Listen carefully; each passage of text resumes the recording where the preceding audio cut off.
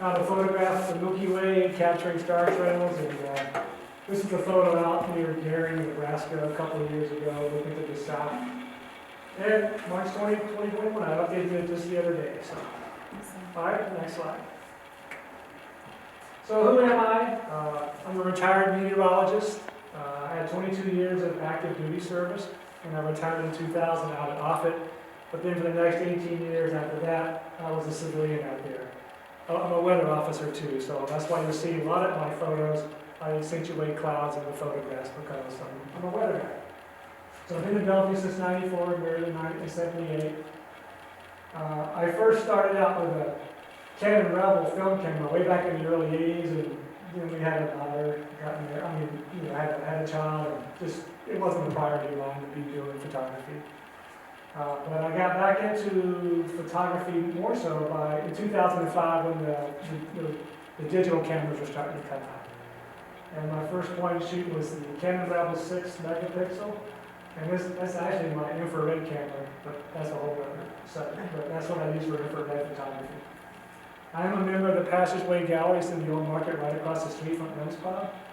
And I'm an original member out of Self-Expressions Gallery in Nebraska City, and also I have a lot of stuff at Epley Airfield. And I'm a Canon guy. I've really not felt the desire to go to the mirrorless, like the Sony type of stuff, or the new Canons. I've heard great things. I just like the way the 5D Mark IV feels, so I had the 5D Mark II, and 3, and 4. I have the standard lenses of 16 to 35, 24 to 105, things like that. Now at the bottom, I have the Rokinon lenses for the star photography. They're really rated good for astrophotography, and they're relatively cheap. They're a manual focus lens. And the two lenses are right back on that table there if you guys want to look at them afterwards. Okay? So I'll talk about the Milky Way and star trails. I'll talk about the camera equipment and settings. The planning phase, quite frankly, the planning phase is the most important part because you got to know where to go and when to go in terms of being able to see the Milky Way well. Talk a bit about photo editing, and then, if you guys got questions anytime, just throw them out. Next slide. So, about the Milky Way. We all know how the sun goes up and it comes down. I mean, the sun and the moon, all of those have patterns and they have the seasons. The Milky Way is no different. It moves in the sky, I would say just like the stars do, because it is stars. They are stars, because of the Earth's rotation. And depending on the time of the day, the time of night, or the time of the season, the actual compositions will look different. And we'll get into that here in a second. Now, the Milky Way, if you don't know, it's basically a 180-degree thing. So it can start out here, and it goes all the way across the sky here. My topic, mostly tonight, when I talk about Milky Way, I want to focus on the galactic core. You don't have a little. So the galactic core is, you see down, right there's the galactic core, the brightest part of the Milky Way. That's what I'm focusing on here, how to find the galactic core and concentrating on it in the photos.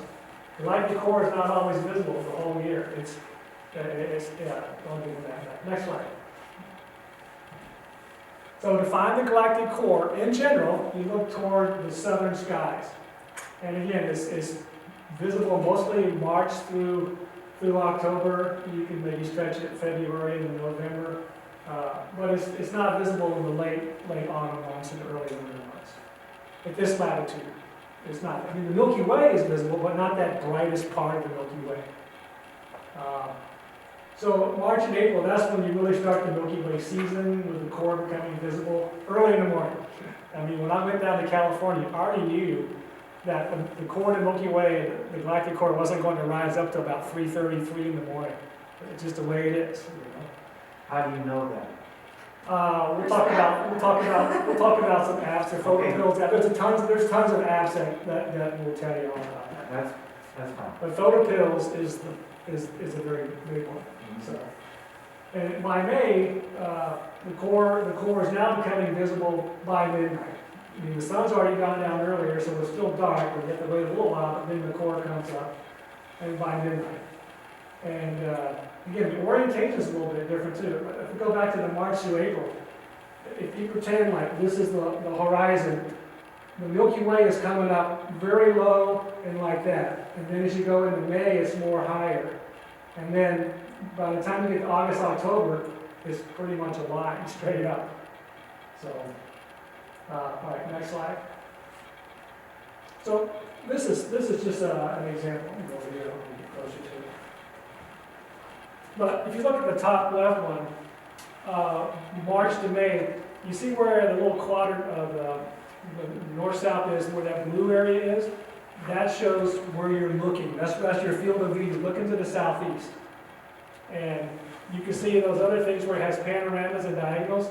That's what the orientation of the Milky Way, the galactic core, looks like. So it's very low to the horizon, which is nice. If you think about compositions that's got a few little jagged arches or whatever, that Milky Way is cutting right through it versus going straight up like that. This time of year, that's all. Now, when you go to May to July in the top right side, now it'll start out being visible in the southeast skies, but it'll continue to rotate to the southwest before the sun comes back up. And that time of the year it's more diagonal. So think about composition. You know, you might want to get a foreground element, something like this, but you know the diagonal goes across like that. And you can find ways to have a vertical picture where maybe you've got something like this and the diagonal goes up. That's what's nice about this. You can choose your compositions based on how you want to orient the Milky Way. Then back in July to November, you know, you're mostly looking in the southwest skies. Right after it gets dark, really dark, until about midnight or so, and it's more vertical at that time. Quite frankly, it's boring in my opinion. It's a vertical composition. You can make compositions where it works, but to me, the better photography ones are earlier in the year. And these are all from photo pills. I don't know if you've heard of photo pills, but excellent reference for nighttime photography to include photo pills. Yeah, into the application. Next.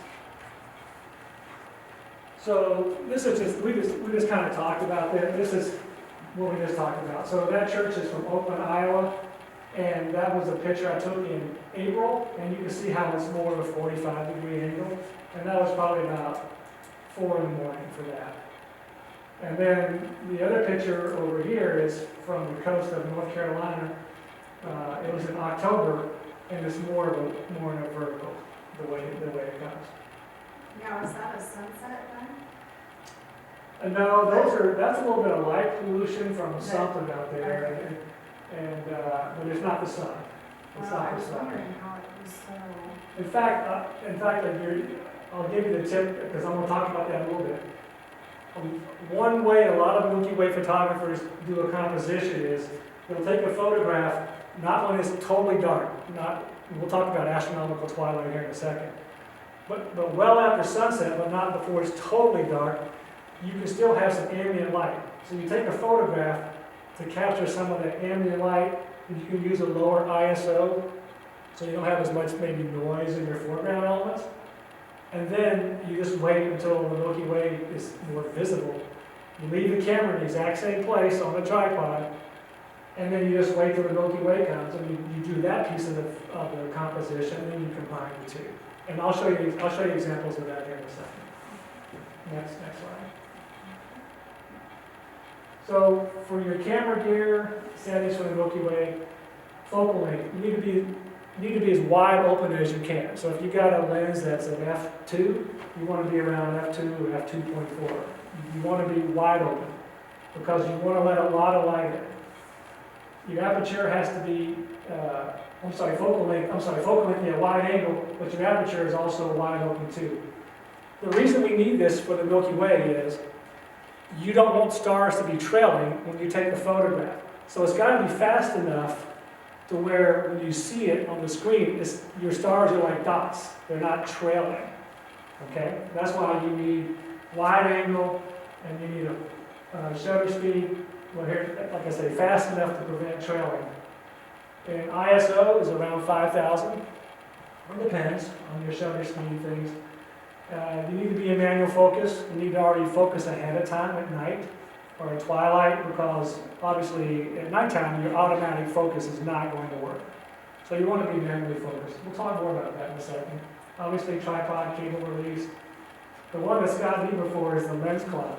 You're out shooting on a summer day and as the temperatures drop at night, all of a sudden you're getting condensation on your lens, and that's not good if you look at your photographs and you go, oh my gosh, it got foggy all of a sudden. Just something to think about. Flashlight or headlamp so you're not stumbling around in the dark.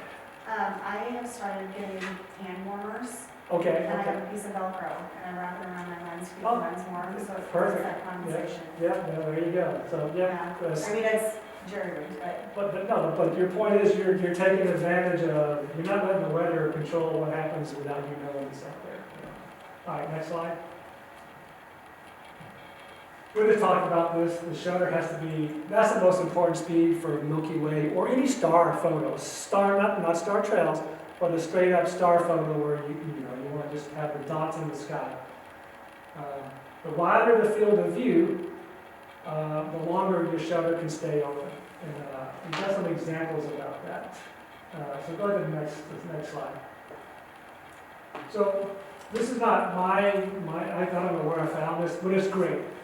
If you look at the top left, it says 8mm for like a crop sensor camera, or a 14mm full frame, which is I have a full frame and a 14mm open eye. That 30 seconds means I can keep my shutter speed at 30 seconds before the stars start to trail. So that, and actually you should do it a little faster, maybe like 26, 25 seconds. But so 30 seconds. Now go down to the smallest rectangle you see, that's your 50mm, like your 50mm, if you went with that. Obviously you quickly see that you don't have as much of a field of view, but that might be okay. But at 50 seconds, you've got to be shooting at 10 seconds. Otherwise your stars are trailing. That's why the Rokinon 14mm is a very popular one for astrophotography because it's wide angle, it's built for star photography, and I think the aperture of that is 2.8. The Rokinon 24mm is an aperture of 1.4. So even though it's 24mm, a smaller field of view, it is super fast, so you can stop it down to f2 and take great Milky Way photos with that. Okay, next slide. So this table is showing you the exact same thing the other graphic did. So for example, 14mm. If they use a rule for the 600 rule about, I'm not even getting the math there, but it's telling you that you could go 43 seconds before it starts to blur, and with a full frame camera at 14mm. But then there's a rule, the 400 rule is a little faster, say at 29 seconds, which I think is better to make sure you got a pinpoint line.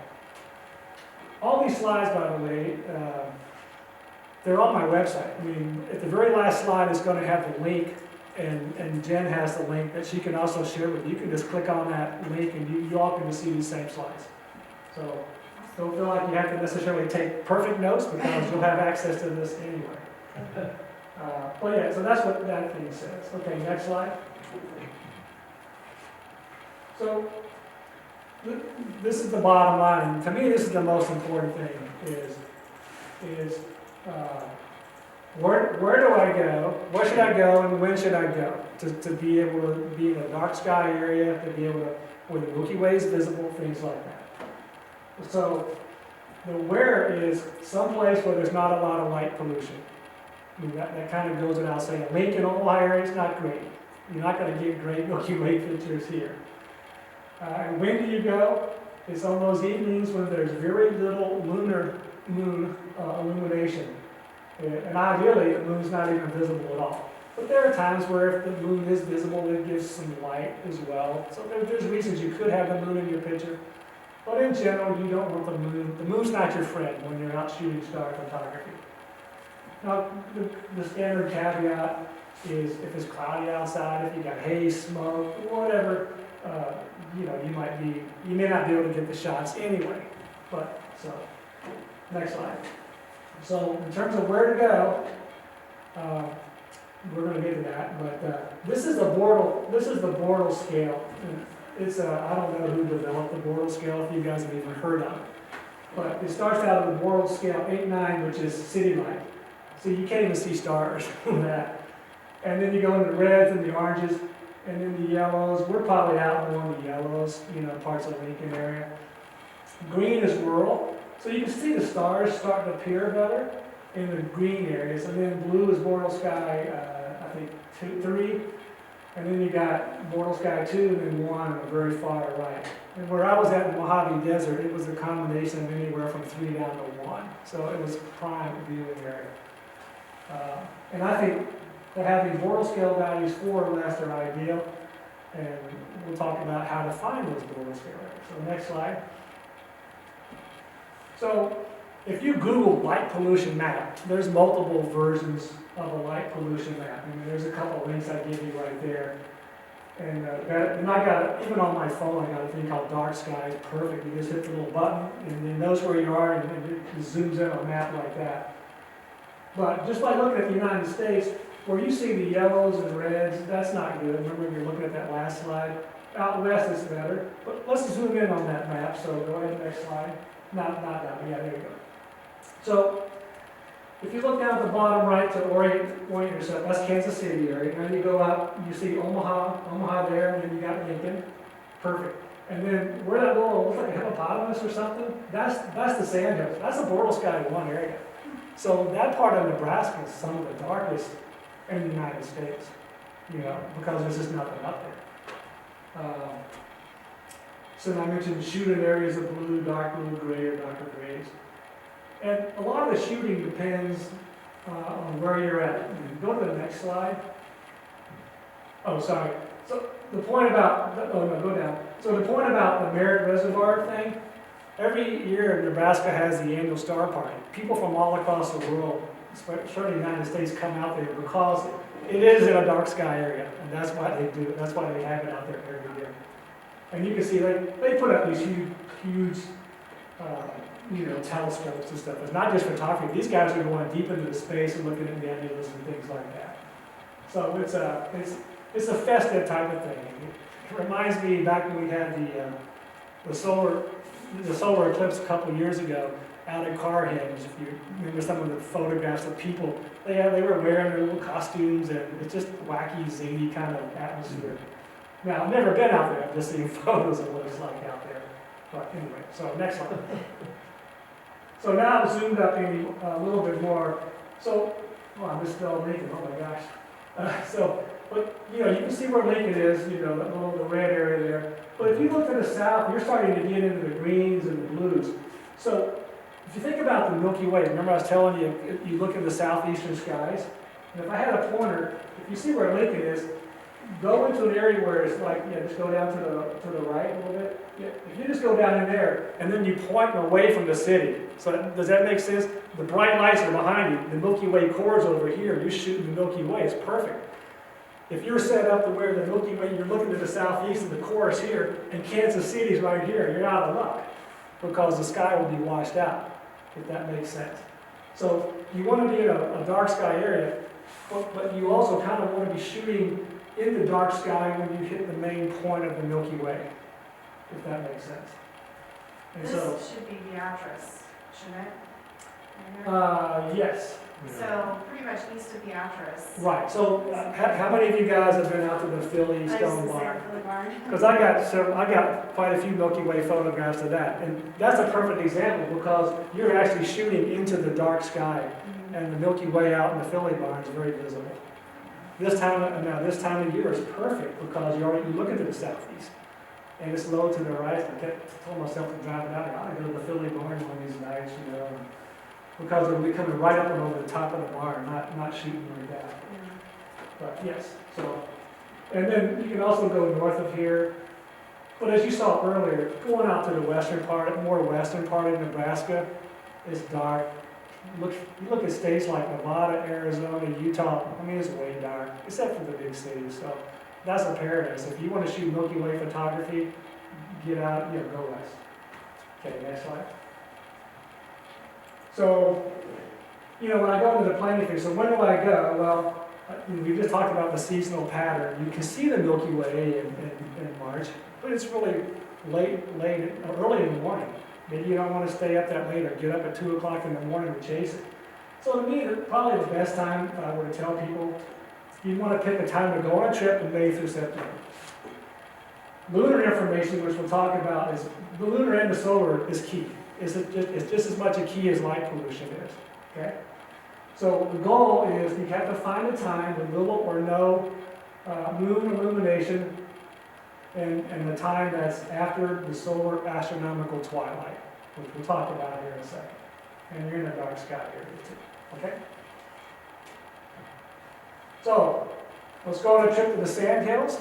We can go in August. We're all good with that. And so we already know, based on my presentation, that the galactic core is going to be visible at night. So for simplicity, let's just check Valentine, Nebraska solar lunar information. And this is how I do it. This is how you can do it if you're trying to plan it out.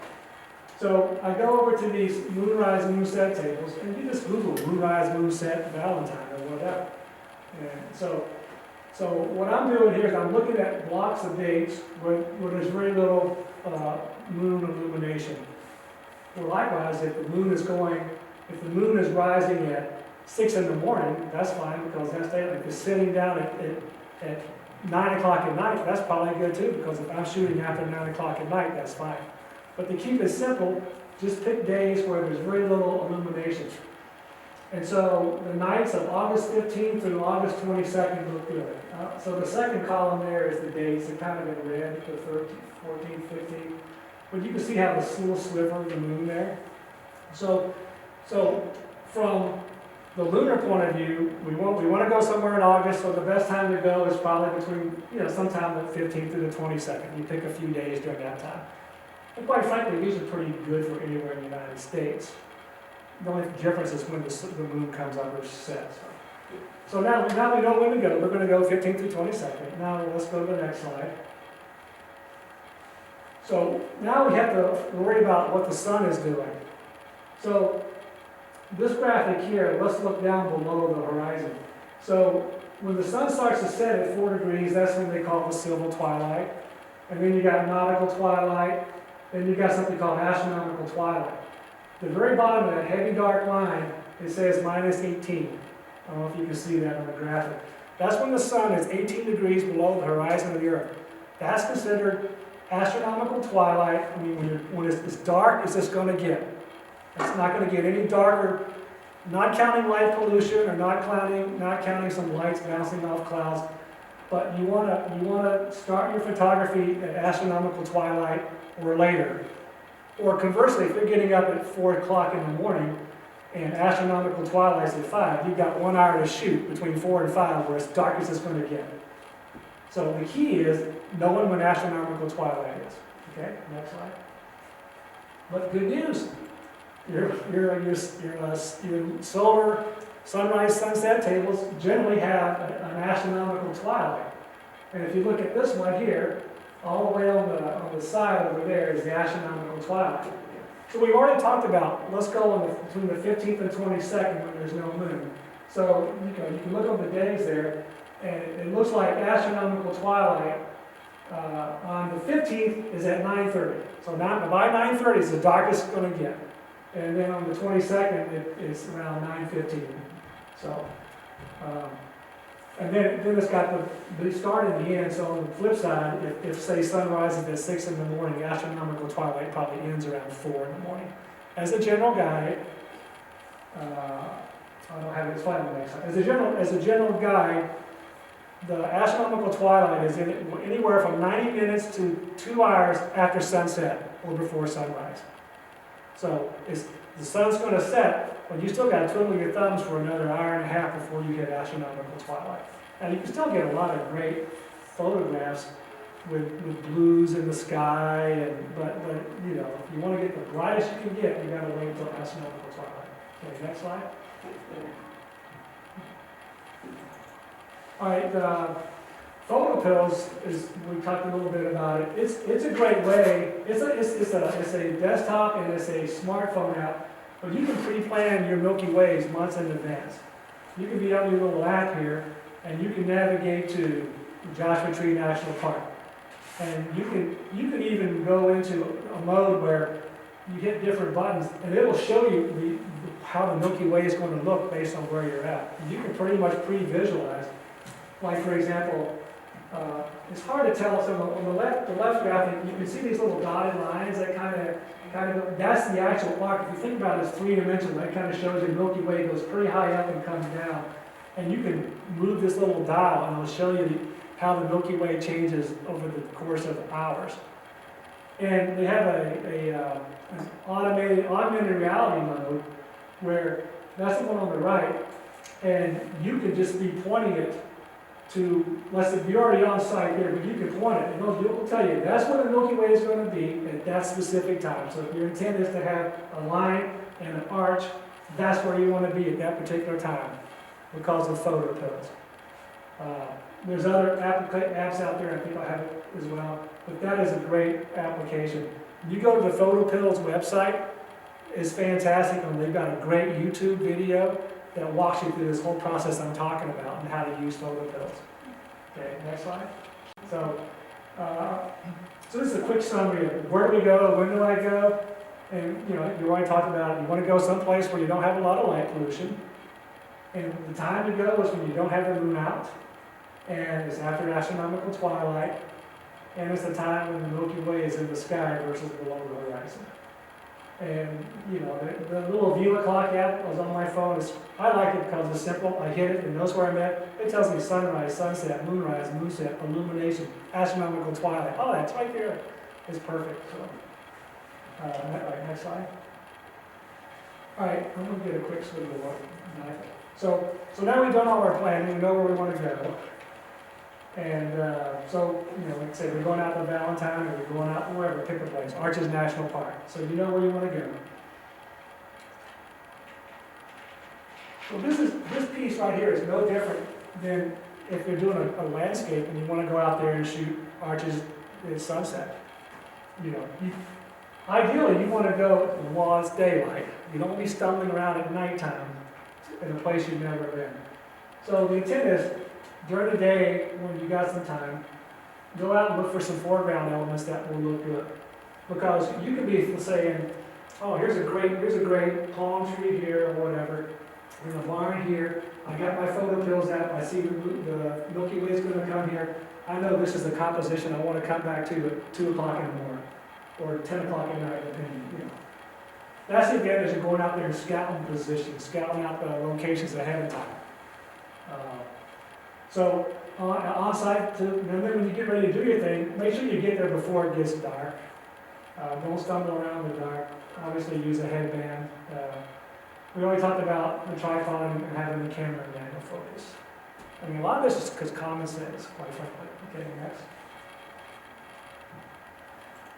We talked about find a focus point in the distance and focus on it while there's still light outside. You can even go into your live camera view and hit the zoom function, even on a tripod on a star or planet, right when it first comes up, and then focus on it to where that star is in focus. I use that, what's it called, grapher tape, whatever it was. I put that tape on at that time, I put it on my camera where I don't accidentally come out of focus. I just lock it down like that. So that's the key. You go out there and you're stumbling around at night, it's totally dark. You hate to think that you're in focus, and then you come back and you look on your computer and you're not. It sucks because you got this great composition and you're out of focus, even just by a little bit. Now, granted, when you take your first couple of photos, even dark, you can still, you view it on your viewfinder, you hit the magnification to zoom in to make sure you're in focus.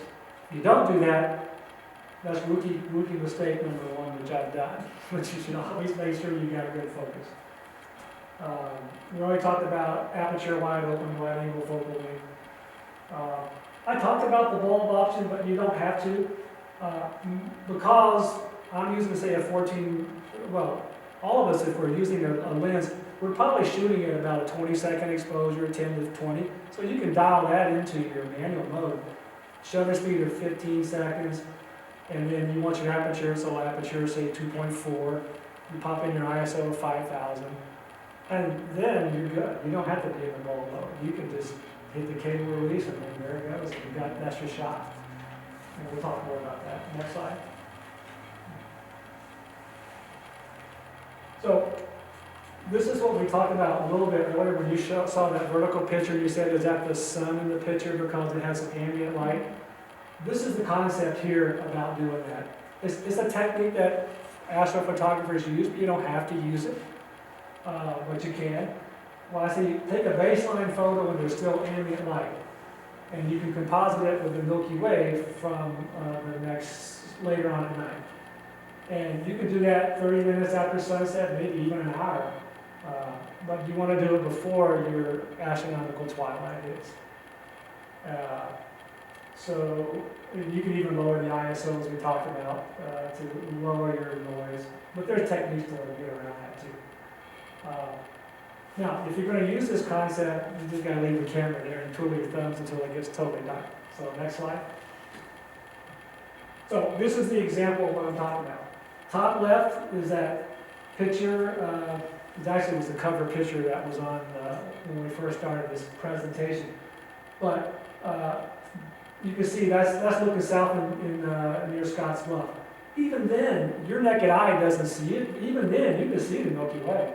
I'll guarantee you, when you shoot that picture at that time of the night, you're not going to see the Milky Way with your naked eye, but the camera will.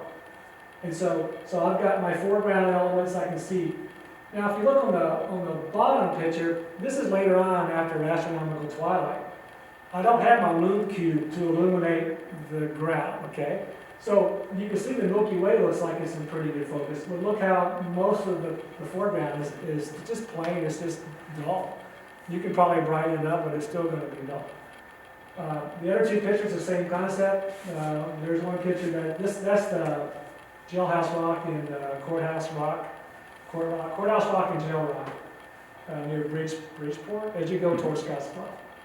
But that one was at twilight, and then that's the Milky Way, probably in August or September because it's more vertical. But I knew it was going to be between the two rocks, and that's why I was set up where I was set up. So now if we go to the next slide.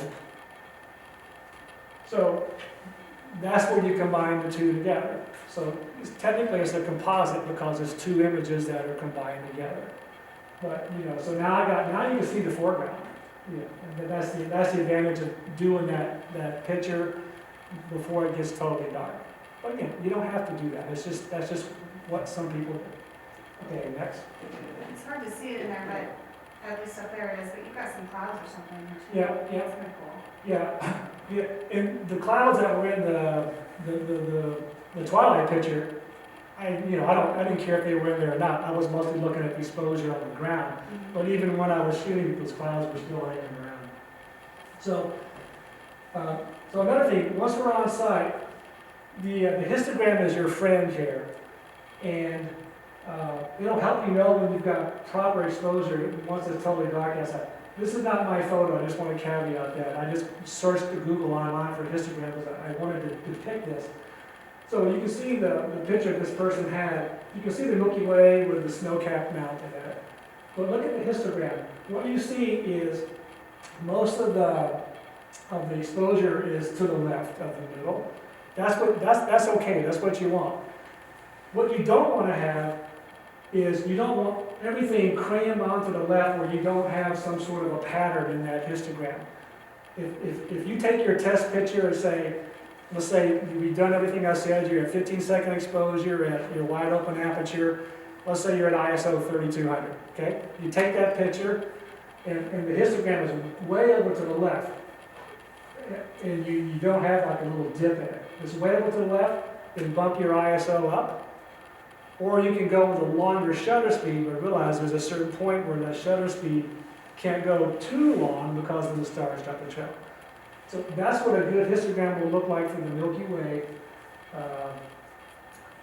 for proper exposure. So that's the main point about that. Okay, next slide. So here are some of the techniques I use when I take Milky Way photographs.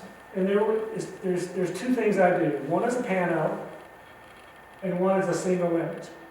So, and like I told you, I lost my tripod. I'm going to try to show you what this was doing. But this thing is called, this is a Noble Ninja 6. It's a tripod mount for panos. It's not just used for Milky Way. It's any panel you want to do, whatever. But the base of it screws into the head, But then, on this thing here, you can move these little, you can configure this to where it just rotates at 30 degrees each time. And it's so simple to move. You get your camera and you go doop, doop, and it just clicks in the spot. So you can just, so basically, effectively what you're doing is, on a panel, again, let's pretend Milky Way is like this, right? If I want to get the whole 180 degree of the Milky Way, I've got to start shooting here. 1, overlap 2, 3, 4, 5, 6, 7, 8 or so, whatever. So that's 8 pictures in that row. And then, depending on how high the Milky Way is, what's nice about this is, I can screw this little thing here, undo this. I can go up 15 degrees, like that, lock it in, and I don't even need a flashlight. So then, boom, boom, boom, boom, boom. Now I've got 15 degrees of overlap, and I'm lined up with the last picture, boom, and then I go boom, boom, boom, boom, boom, boom, boom. And that's how I do it with this Nodal Ninja 6. You don't have to use that. I mean, there's other ways to do it. That is so simple. If you like panos. And that could be panos for outdoor photography. There's a thing called Parallax. You know that. You have to learn about that in terms of, so you don't, when you line them all up in software, that they all line up, all the pieces to it. So for a pano, you can be a single roll or a multiple roll. This time of year, that arc of the Milky Way is so low, you could probably get away with just a straight up pano if you wanted to capture the whole arc. If you're in the summertime, you might need, one of mine I had 3 rows on it. I had like 27 images. It's a lot. But that's what I do. I have a horizontal overlap of about 30 degrees. I do a vertical overlap of 15. I use PT GUI panel software, which is great. You know, it's not cheap. You know, you've got Photoshop, it's got panel stitching. But if you do Google searches on panel software, PT GUI is toward the top, right at the top. So that's what I do with panels. So it's a single image I take, like boom, boom, boom, one shot. Now, this thing here called single image stacking, pretty much what I did on my trip to the Mojave Desert. My camera's on a tripod. I've got a composition. I just shoot the picture, boom. I don't move the camera. But, because I'm on one picture like that, there are techniques you can do with stacking to reduce noise. And so I take at least 7 images, if not more. Bang, bang, bang, bang, bang, bang, bang. Then I put those 7 images into a stacker program. So on Mac, it's called Starry Landscape Stacker on Mac. Or if you've got a PC, it's called Sequator. They do the same things. But they really reduce the noise because if you think, and I'm going to try to do something technical here, it's probably not going to work.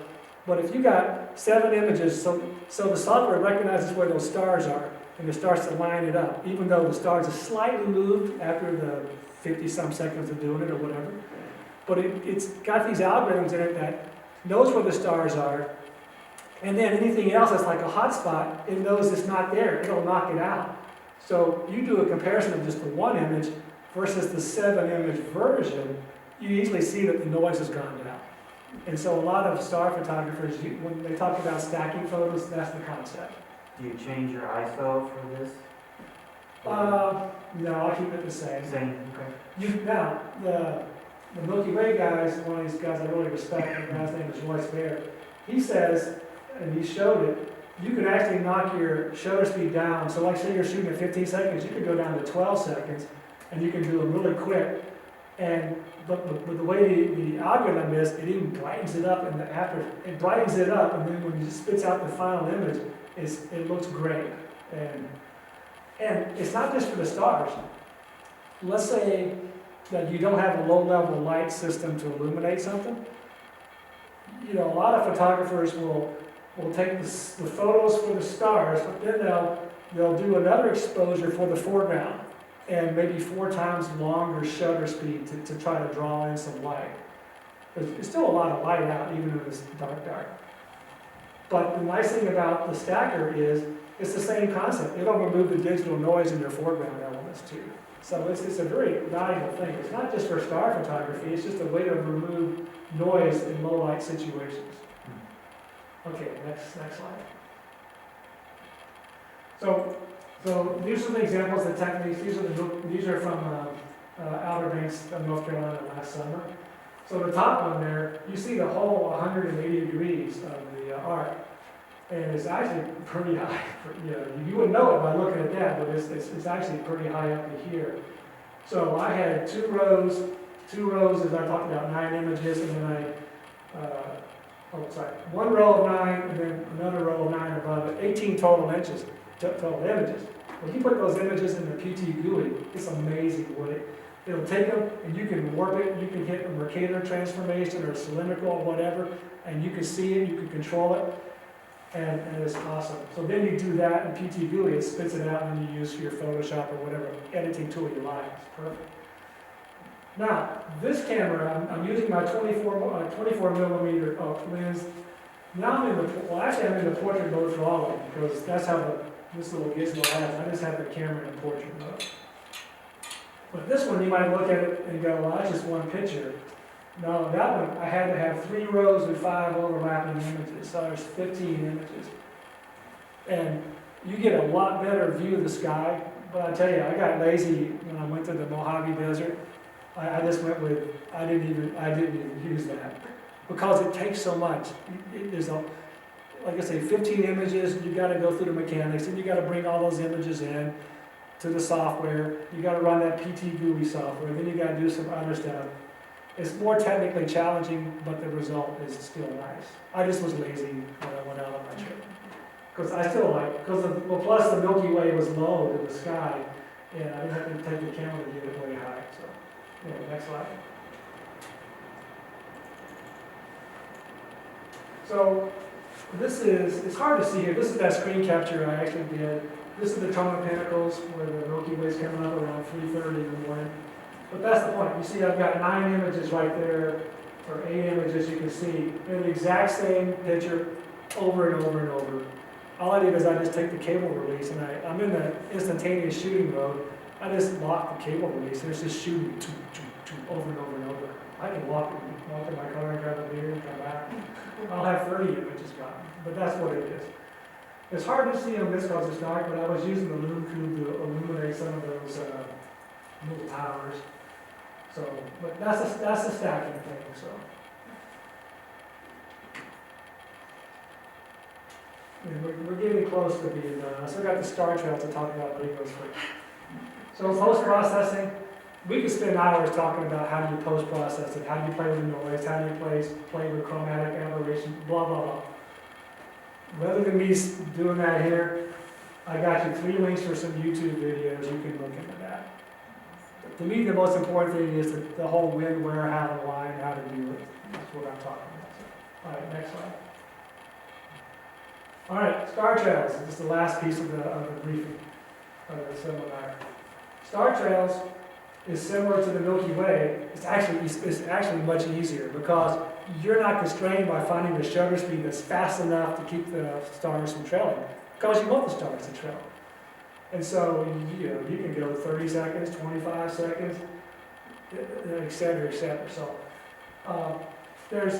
I personally like the ones where you got the circle, okay? And the dot in the middle of the circle is a North Star. All the stars rotate.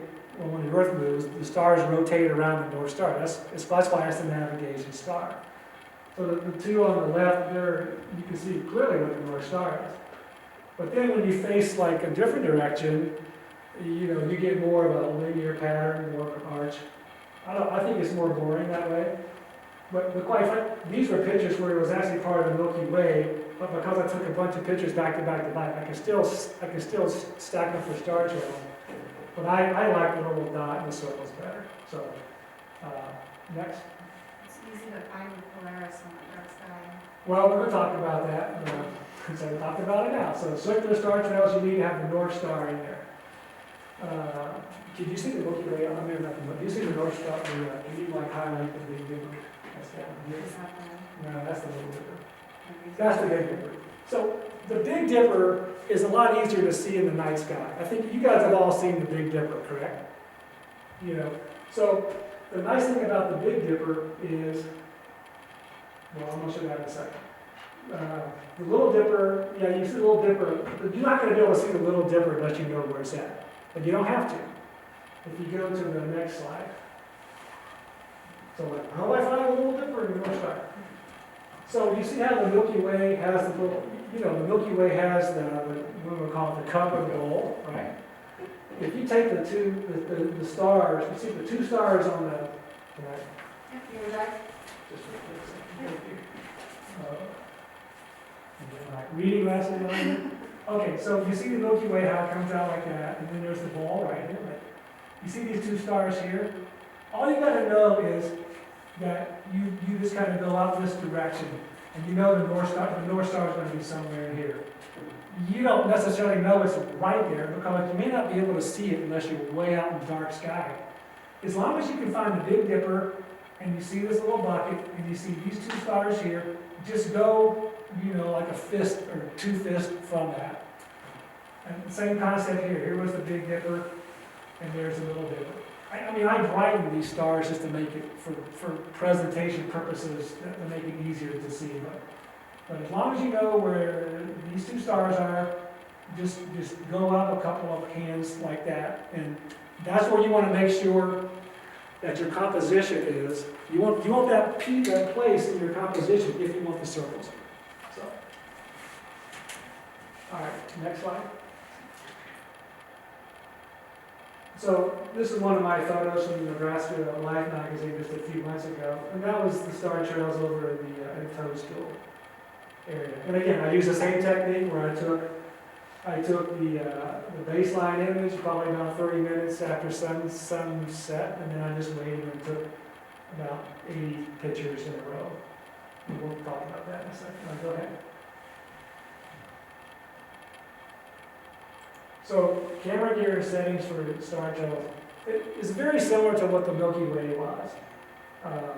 Because you want the stars to trail, I use a shutter speed of 30 seconds because I manually dial it in. You could be on bulb, but then on bulb you have to kind of manually release and start it up. But again, the way I do it, I have a shutter speed of 30 seconds and I set in my aperture and my ISO.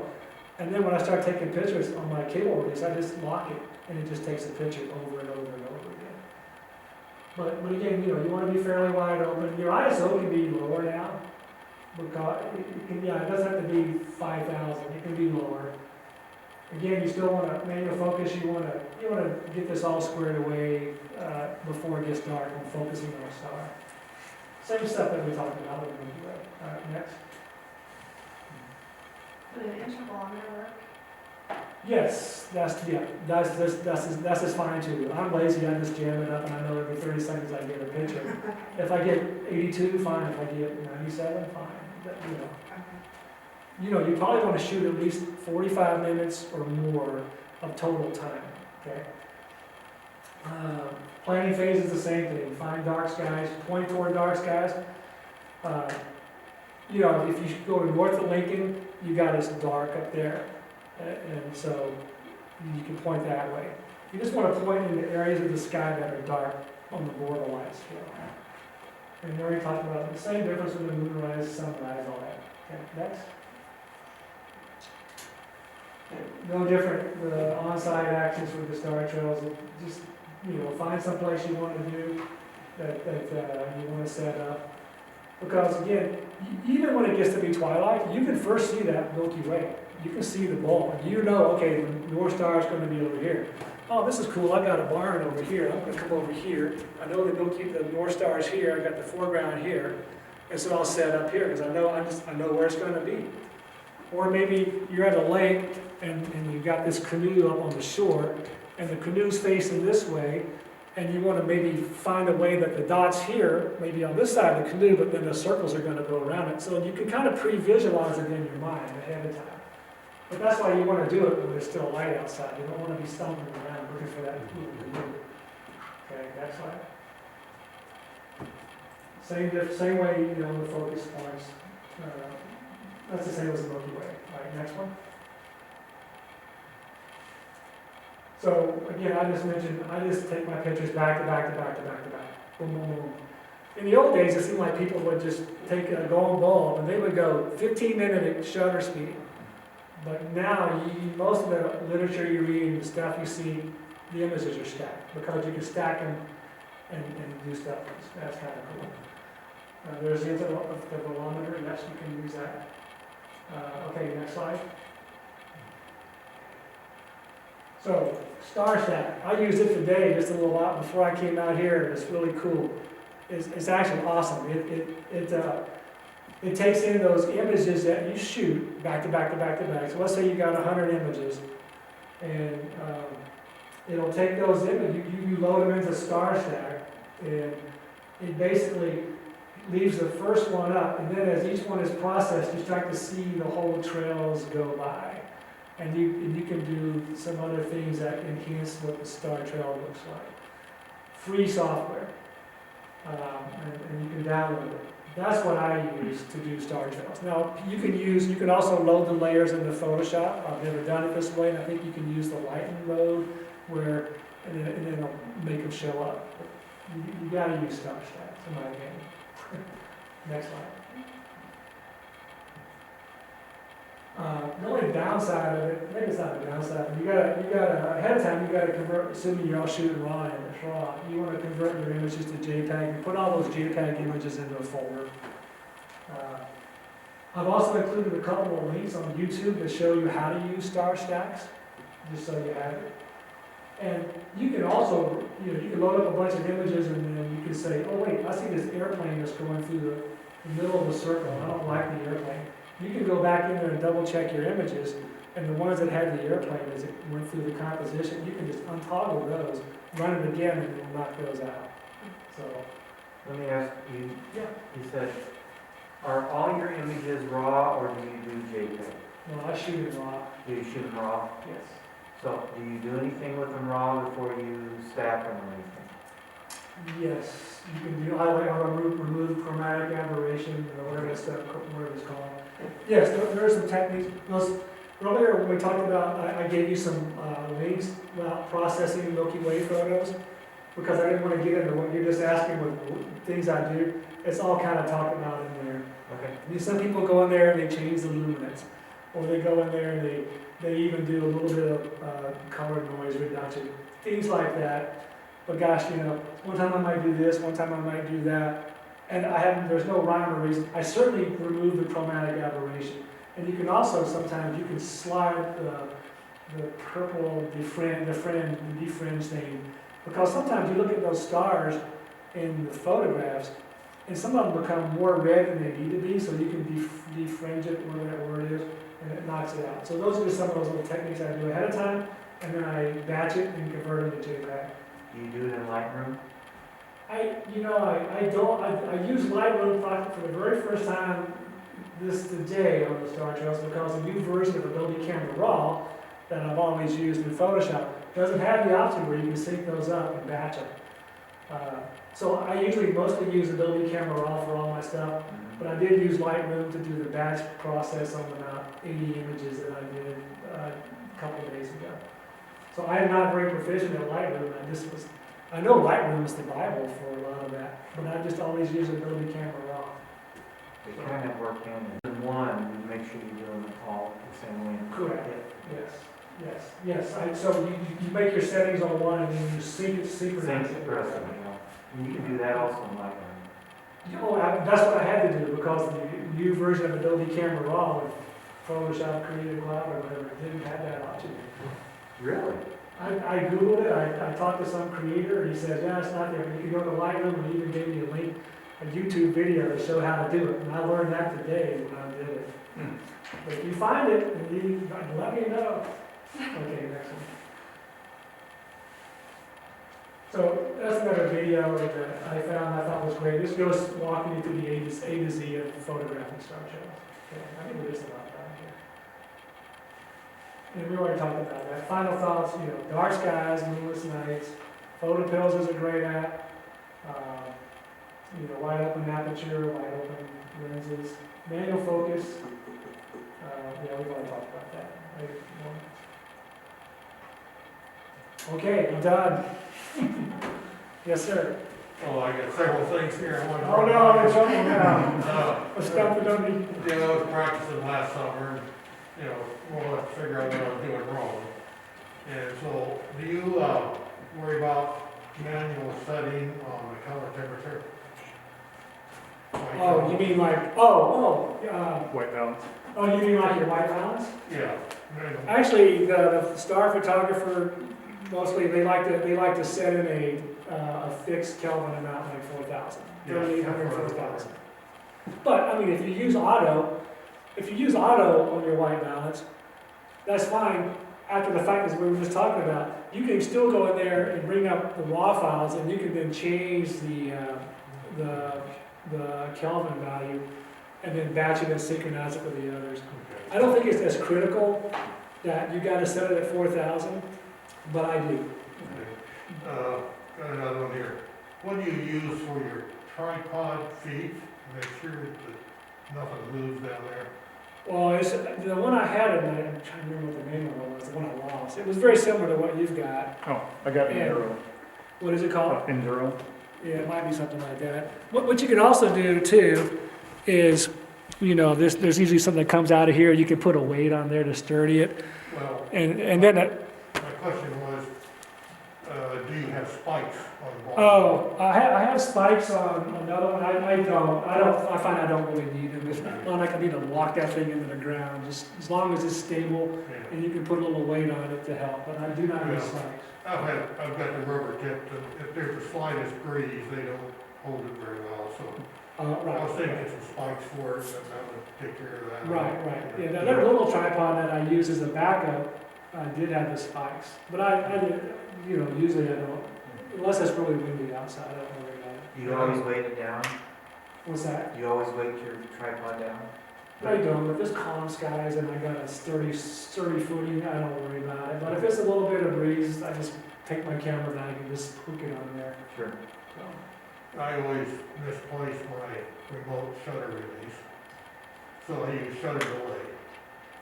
oh, I can set a couple second delay on I it. absolutely do. And I do that quite frankly for pretty much all my landscape photos. I got a 2-second delay on it, even when I'm hand holding. Always, I use 2-second delay. I'm not a big cable release guy except for nighttime photography. Otherwise, I just do the 2-second cable or 2-second timer.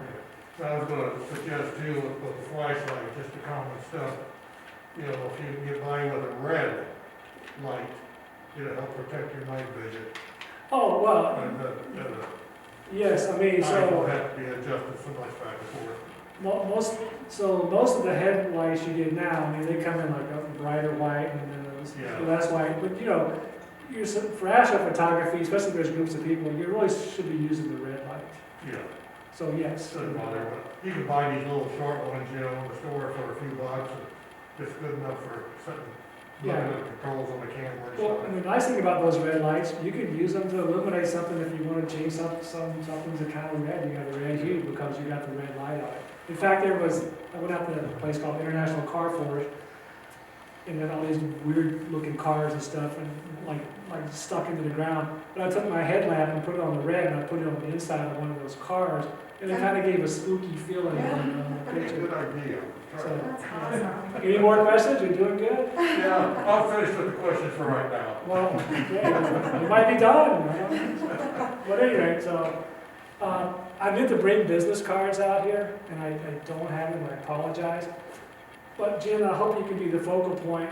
And if anybody's got questions, you know, you can contact Jen, contact me. I am always available if you got questions. I'm not one of these jerks that feels like you can't be talking about photography to other people. If you got a question, just let me know. If you want me to sit there and look at, you know, your picture for composition, totally unrelated to astrophotography, I don't care. You can just ask. Just ask. I mean, I avail myself to you guys if you got questions on photography. That's wonderful. Thank you so much, Kim.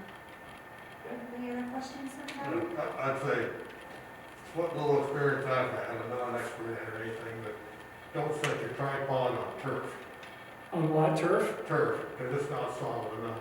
That's why, Well, sure. that's why I get the spikes, because Oh, most everything yeah. around here, unless you're on the highway or on pavement or something, it's usually got some Yeah. vegetation going on it. Oh, yeah, you gotta be careful, yeah. You know, if you're at the beach, you know, that sand's gonna move around too, so, yeah. Do you feel like you have to lock your mirror when you're doing that photography? I'm not a big lock the mirror person. I know you can do it, I know you can be in the different modes of where it's locked. If, you know, when I do the 2-second timer, you know, that kind of minimizes the shutter or the mirror stuff. And I've never noticed an issue when I've done back-to-back photos.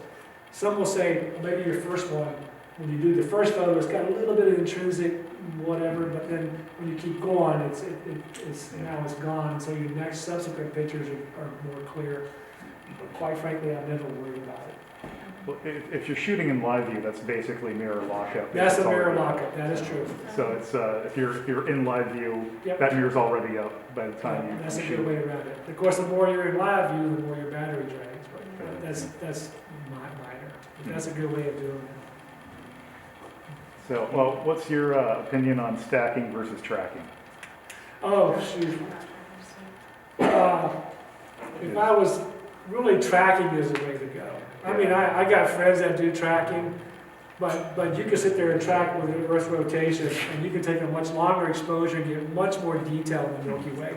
Stacking is the poor man's way of a tracker. Yeah, because I got a stacker a tracker, and it was like, that was a big deal. I mean, and I'm not even very good at lining up on the North Star because you're supposed to like get that as lined up as perfect as possible. And I'm Now you kind of know where the North Star is, right? yeah, and I know where the North Star is, and it's just kind of, I don't know, maybe I don't have good enough eyes or whatever, but I have a hard time getting it lined up. But Yeah. as long as I'm shooting wide angle, it doesn't seem to matter too much. And, Yeah. but it's just, Yeah, because the wider you are, the less chance of having blur because Yeah. you're so it wide. just doesn't matter. No, too the much. trackers, I mean, that's the big rage if you really want to get into Milky Way photography. I just haven't taken that extra step. It's like a mirrorless camera. I haven't decided I want to take that extra step to a mirrorless. Well, the biggest But you're thing. right, that's the way to go. And then you can do Google them, and there's a bunch of them that are now getting cheaper. Yeah.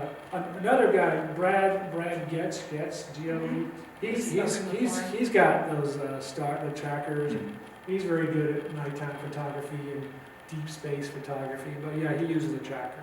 I've never used a tracker. I want to ask you too, on your website, do you have some photos of last summer's comet? I took a picture of it. I thought it was very boring, and I took it and I threw it out. I was out for several different nights trying to get it. I could never see it by the naked eye because my eyes don't have that ability anymore.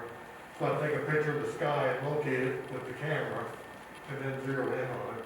Of course, you know. It showed up pretty good. Yeah, that's what I did. But actually, I got one of these apps that's called a Star Walk. But it's great. I mean, you basically turn on, and you turn it, you do it here. It'll tell you where everything is. And it had nuosity, so I could point my camera there. And I had a 400 millimeter, and then it was just a little thing, and it was very unimpressive. Now, if I was out in the middle of nowhere, it would have been different, but I was not impressed by it.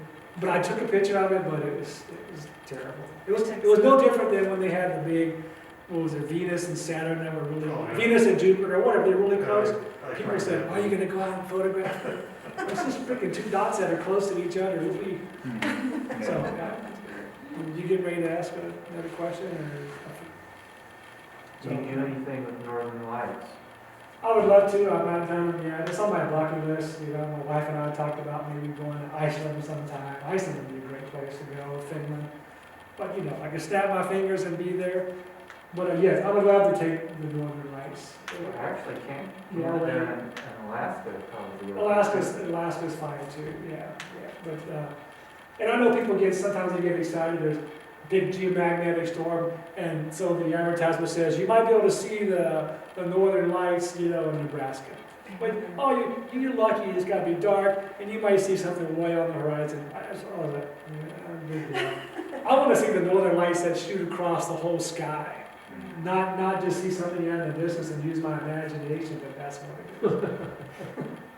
So, That's fair, that's fair. Would you like to show us some of the images that you have on your website? if you just want to quickly go, all I'll let you right. This will be quick, I don't want to, let's see. How do you get back to the red, right?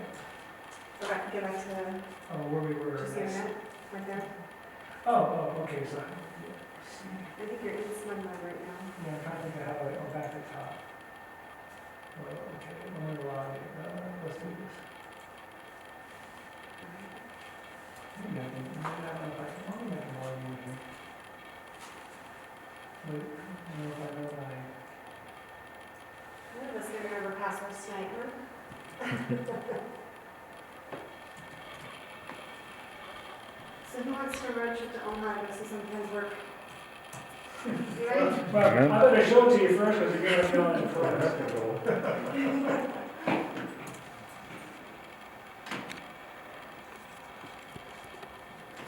Okay, good. Oh, that's Astro. I wanted to get Okay, to, these so- are just, I'll just see it real quick. I just, 36-inch print that tunes one night, and then there's some crazy stuff up. so this is the type of stuff I like to do. The token eclipse. Yeah, so, this is from the snows a couple, like about a month and a half ago. O'Hare Airport. Tree in the middle of the road. That's what my stuff's like. So,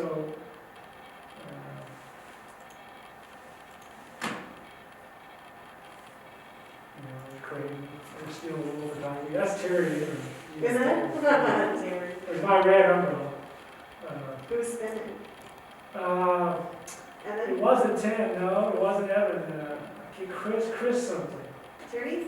What's his last name? Tierney? No, a different guy. He kind of faded away. I haven't seen him Is he the around. one that used to do the, Like a composite from dark to light. Yes. Chris Kelly?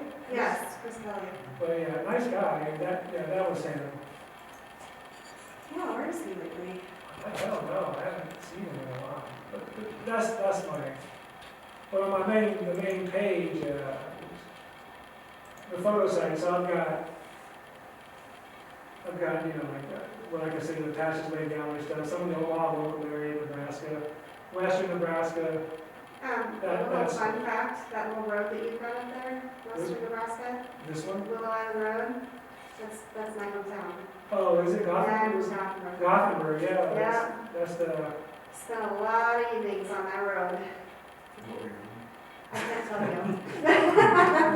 Was a six-pack involved? There might have been a few of those. As a matter of fact, the That's little pretty interstate cool. lake that's just down there, we call it Bud Lake. There was a reason for that. Yeah, pretty cool area out there. Yeah, anyway, I don't know what you guys Oh, do. that's not boring. But yeah, like I said, I've been a member of the Passageway Gallery for 6 years. I was a vice president for the last 4, but I stepped down and let other people rotate board members and stuff. But I have a bunch of photography out there with prints, things on the wall. We're a co-op out there, so we're all co-owners, if you will, and we all take turns working out there, and somebody runs treasury. I do the calendar to make sure we cover shifts, and I'm in charge of membership if somebody wants to apply for membership. And, but yeah, the old market's a nice area down in Omaha. It's probably like the one we have here in Lincoln. We're right across the street from M's Pub, the place that burned down 5 years ago, but yeah, it's fully up now.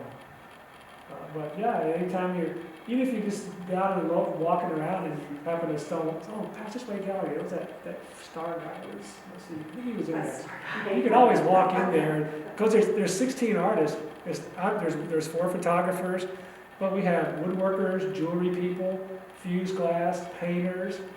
And so it's not just photography and painting, it's a bunch of local art. So it's a kind of a cool shop to go into anyway. And there'll always be an artist on duty behind the desk, which is what I'll be doing on Friday, 11 to 5, and then I got the Saturday shift as well in the morning.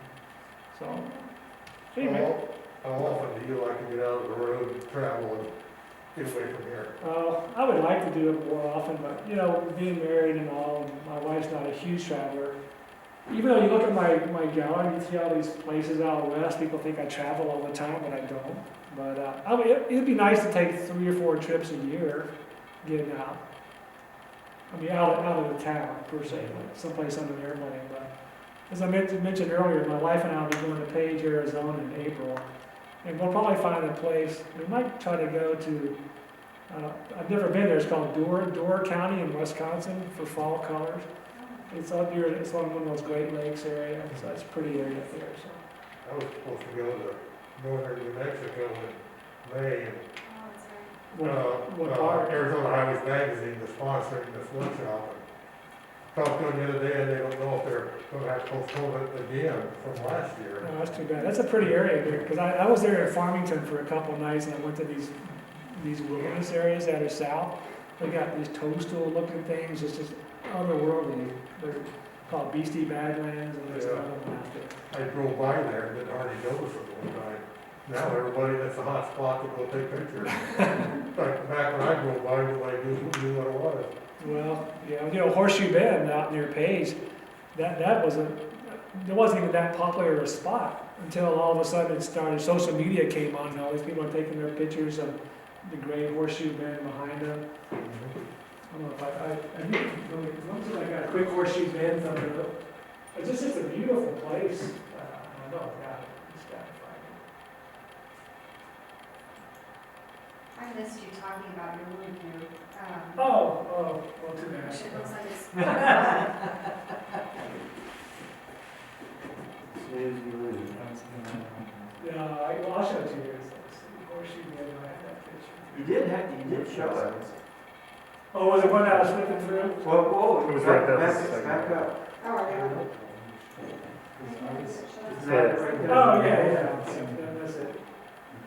So you can walk right to the end. I'm looking down, this jagged piece, this jagged thing here. If I step up and off of that, I'm gonna fall like 800 feet. But it's great, you can just walk right to the precipice. So the Colorado River, this is a moon setting here, like 4:30 in the morning. But the Colorado River comes around here and it loops back around, it bends and it comes back out. The Grand Canyon would be this way to where that is. Yeah, the dam is just upstream there, if you mind. Correct, yes. Lake Powell. Yeah. Well, yeah, beautiful, beautiful area. So the little cave here, let's see, so, you know, you turn it on It's this a lot way, smaller than I thought it was. and so it's got this little